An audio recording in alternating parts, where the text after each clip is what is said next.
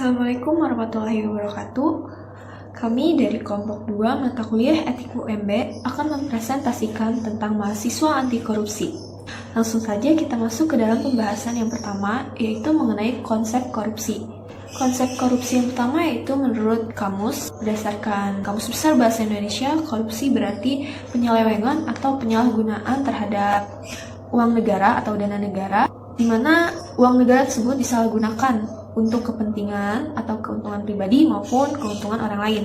Seperti yang kita ketahui pada umumnya, biasanya korupsi ini berupa dana atau berupa uang. Namun pada dasarnya, korupsi ini tidak hanya berupa uang atau dana yang disalahgunakan, tetapi bisa juga berupa suatu barang. Misalnya, pada saat COVID-19, pemerintah memberikan sembako gratis kepada masyarakat yang terkena dampak COVID-19. Namun, sembako ini oleh pemerintah daerah bisa saja dikorupsi. Nah, dikorupsi ini bisa berupa hak sembako tersebut tidak kita bagikan kepada pihak yang berhak, tapi kita ambil untuk keuntungan kita sendiri. Bisa itu sembakonya kita jual kembali, atau bisa kita untuk konsumsi pribadi.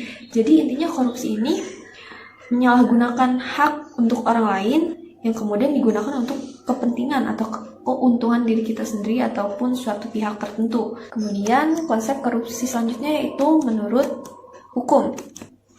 Definisi korupsi sudah dijelaskan pada 13 pasal yang terkandung dalam Undang-Undang Nomor 31 Tahun 1999 tentang Pemberantasan Tindak Pidana Korupsi yang kemudian diubah ke dalam Undang-Undang Nomor 20 Tahun 2001 atau Undang-Undang Tipikor atau Tindak Pidana Korupsi. Pada pasal tersebut, korupsi dirumuskan ke dalam 30 bentuk tipikor dan dibedakan menjadi 7 kelompok, yaitu yang pertama, korupsi yang terkait dengan kerugian keuangan negara, kemudian yang kedua terkait dengan suap menyuap, yang ketiga yaitu terkait dengan penggelapan dalam jabatan, kemudian yang keempat yaitu terkait dengan pemerasan, yang kelima terkait perbuatan curang, kemudian yang keenam terkait benturan kepentingan dalam pengadaan, kemudian yang ketujuh terkait dengan gratifikasi. Yang pertama yaitu terkait dengan kerugian keuangan negara. Kerugian keuangan negara ini menitik beratkan pada unsur memperkaya atau menguntungkan diri sendiri ataupun orang lain atau pihak tertentu atau instansi-instansi tertentu, di mana yang merugikan ini tuh merugikan keuangan negara atau perekonomian negara, baik yang dilakukan dengan perbuatan melawan hukum maupun dengan menyalahgunakan kewenangan atau kesempatan atau sarana yang dimiliki karena jabatan atau kedudukan pelaku.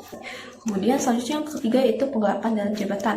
Penggelapan adalah dengan sengaja atau melawan hukum, memiliki barang atau sesuatu yang seluruhnya atau sebagiannya adalah kepunyaan orang lain, tetapi yang ada dalam kekuasaannya bukan karena jabatan. Contohnya, pegawai negeri menyalahgunakan uang atau membiarkan penyalahgunaan uang yang ditugaskan untuk menjalankan suatu jabatan umum secara terus-menerus atau untuk sementara. Kemudian yang selanjutnya itu yang keempat, mengenai pemerasan. Pemerasan dalam konteks hukum pidana itu suatu perbuatan disebut pemerasan jika memenuhi sejumlah unsur. Unsur-unsur tersebut diatur dalam pasal 368 ayat 1 KUHP yang berbunyi barang siapa dengan maksud untuk menguntungkan diri sendiri atau orang lain secara melawan hukum, memaksa seseorang dengan kekerasan atau ancaman kekerasan untuk memberikan suatu barang yang seluruhnya atau sebagian adalah kepunyaan orang itu atau kepunyaan orang lain, atau supaya membuat utang atau menghapus piutang, diancam karena pemerasan dengan pidana penjara paling lama 9 tahun. Jadi pemerasan ini berupa pemaksaan atau ancaman kepada orang lain. Misalnya, orang lain tidak ingin memberikan sesuatu kepada kita, kemudian kita ancam. Nah, ini termaksud tindak korupsi dalam konteks pemerasan. Nah, biasanya dalam konteks sekolah, di lingkup sekolah, kita sering mendengar istilah pemalakan. Nah, pemalakan ini juga termaksud ke dalam pemerasan. Kemudian yang selanjutnya yaitu yang kelima, perbuatan curang. Perbuatan curang yang dimaksud dalam jenis korupsi ini biasanya dilakukan dari pemborong, pengawas proyek, rekanan TNI atau Polri, pengawas rekanan TNI atau Polri yang melakukan kecurangan dalam pengadaan atau pemberian barang yang mengakibatkan kerugian bagi orang lain atau terhadap keuangan negara atau yang dapat membahayakan keselamatan negara pada saat perang. Selain itu, pegawai negeri yang menyerobot tanah negara yang mendatangkan kerugian bagi orang lain juga termasuk ke dalam jenis korupsi ini. Keenam, benturan kepentingan dalam pengadaan. Benturan kepentingan adalah situasi di mana terdapat konflik kepentingan seseorang yang memanfaatkan kedudukan dan wewenang yang dimilikinya, baik dengan sengaja maupun tidak sengaja, untuk kepentingan pribadi, keluarga, atau golongannya, sehingga tugas yang diamanatkan tidak dapat dilaksanakan dengan objektif dan berpotensi menimbulkan kerugian. 7. Gratifikasi. Jenis korupsi ini merupakan pemberian hadiah yang diterima oleh pegawai negeri atau penyelenggara negara dan tidak dilaporkan kepada KPK dalam jangka waktu 30 hari sejak diterimanya gratifikasi. Gratifikasi dapat berupa uang, barang, diskon, pinjaman tanpa bunga, tiket pesawat, liburan, biaya pengobatan, serta fasilitas-fasilitas lainnya.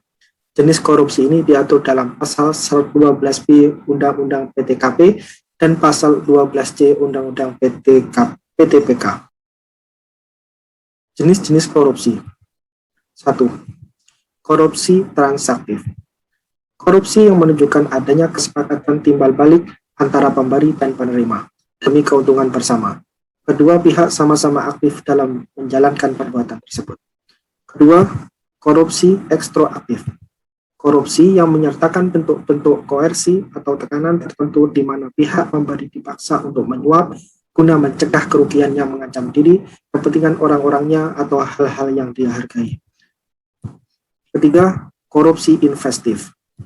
Korupsi yang melibatkan suatu penawaran barang atau jasa tanpa adanya pertalian langsung dengan keuntungan bagi pemberi. Keuntungan diharapkan akan diperoleh di masa yang akan datang. Keempat, korupsi nepolistik. Korupsi berupa pemberian perlakuan khusus kepada teman atau yang mempunyai kedekatan hubungan dalam rangka menduduki jabatan publik dan perlakuan pengutamaan dalam segala bentuk yang bertentangan dengan norma atau peraturan yang berlaku. Kelima, korupsi autogenik. Korupsi yang dilakukan individu karena mempunyai kesempatan untuk mendapatkan keuntungan dari pengetahuan dan pemahamannya atas sesuatu yang hanya diketahui sendiri. Keenam, korupsi suportif. Korupsi yang mengacu pada penciptaan suasana yang kondusif untuk melindungi atau mempertahankan keberadaan tindak korupsi yang lain. Ketujuh, korupsi defensif. Korupsi yang terpaksa dilakukan dalam rangka mempertahankan diri dari pemerasan.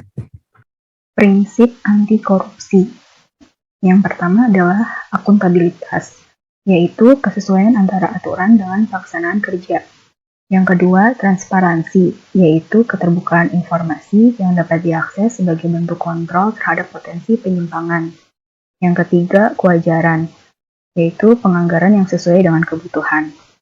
Yang keempat, kebijakan, merupakan adanya sebuah aturan yang nantinya dapat mengatur isi kebijakan dalam membuat kebijakan, pelaksanaan kebijakan, serta kultur kebijakan.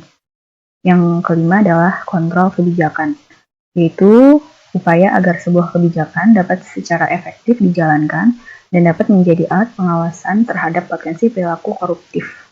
Berikutnya yaitu faktor-faktor penyebab korupsi, yaitu faktor internal. Faktor internal merupakan dorongan yang berasal dari dalam diri sendiri. Faktor internal terdiri dari sejumlah aspek, yaitu yang pertama adalah aspek moral. Aspek moral merupakan lemahnya iman, lemahnya kejujuran, dan tidak punya rasa malu. Kedua, aspek sikap. Aspek sikap terdiri dari pola hidup konsumtif dan perilaku yang tamak. Yang ketiga adalah aspek sosial, yang berasal dari lingkungan keluarga dan pergaulan. Berikutnya adalah faktor eksternal. Faktor eksternal ini merupakan dorongan yang berasal dari luar diri seseorang. Faktor eksternal terdiri dari sejumlah aspek. Yang pertama adalah aspek sosial. Aspek sosial merupakan nilai dan budaya di masyarakat seperti stigma bahwa seseorang akan dihargai karena kekayaannya. Yang kedua, aspek politis. Korupsi dalam politik muncul ketika terjadi instabilitas politik atau ketika politisi mempunyai hasrat untuk mempertahankan kekuasaannya. Yang ketiga adalah aspek hukum atau aspek undang-undang. Penegak hukum yang lemah, serta aturan diskriminatif dan tidak adil, dan juga aturan hukum yang tidak jelas. Yang keempat adalah aspek ekonomi.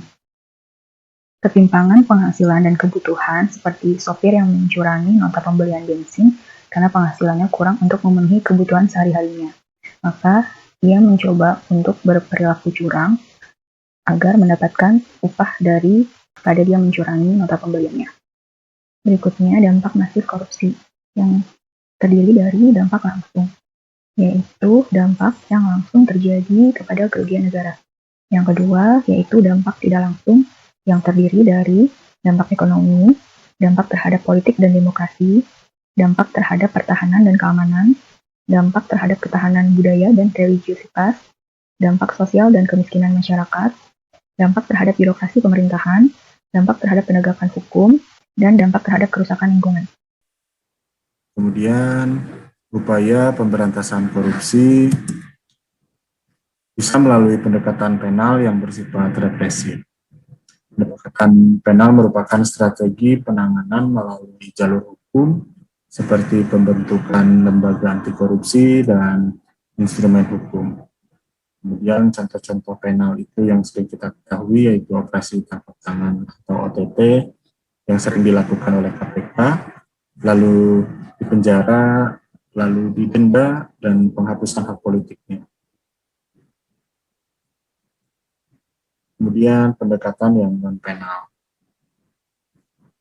yang bersifat preventif. Pendekatan non-penal merupakan strategi penanganan berupa pencegahan melalui jalur non-hukum, seperti upaya perbaikan sistem di sektor publik dan seminar, atau lokakarya anti korupsi bagi masyarakat luas. Non-penal itu sering kita ketahui seperti transparansi di birokrasi melalui e-government, e-budgeting, dan e-procurement. Lalu meningkatkan public awareness tentang korupsi lewat kampanye, diseminasi, dan diskusi terbuka. Lalu menyediakan akses yang mudah bagi publik sebagai sarana pelaporan, dan memperkuat infrastruktur electronic surveillance. Nilai-nilai anti korupsi.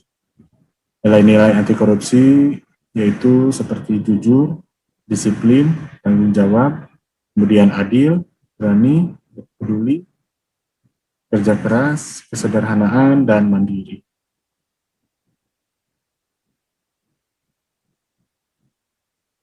Nah, ini merupakan kata-kata yang sangat menyentuh untuk anak muda, seperti banyak anak muda yang tumbang karena korupsi. Mereka lupakan visi dan hanyut pada dunia. Bagaimana akan bersikap anti korupsi jika sejak muda hanya sibuk dengan urusan sendiri? Ini dari Najwa Shihab. Selesai dari kami, dan terima kasih untuk perhatiannya.